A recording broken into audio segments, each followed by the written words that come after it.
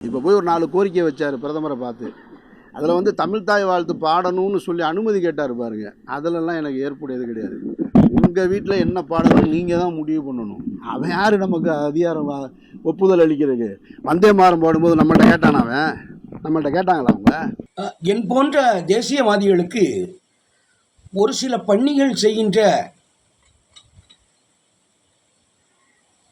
இந்த கேவலமான செயல்களையும்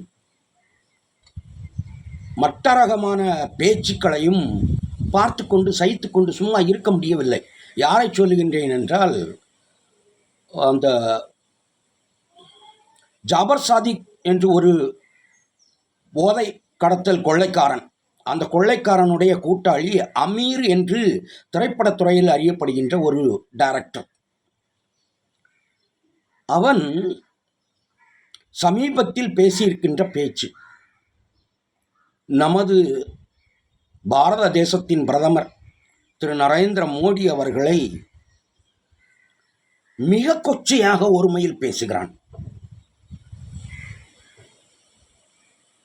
அதை பார்த்து கொண்டு அறிவு ஒரு பக்கம்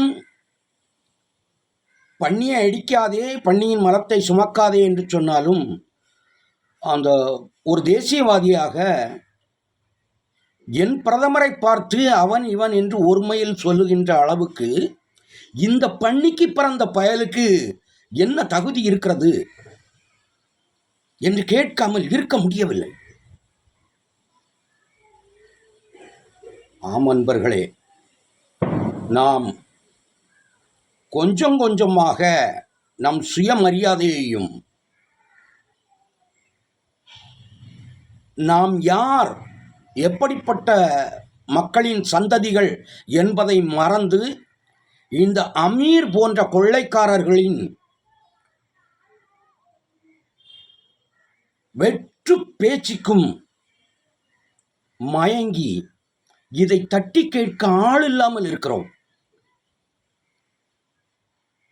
இந்த அமீர் என்கின்ற பன்னிக்கு பறந்த நம் பிரைம் மினிஸ்டரை பார்த்து, நம் நரேந்திர மோடி அவர்களை பார்த்து அவன் இவன் என்று ஒருமையில் பேசுகிறான்.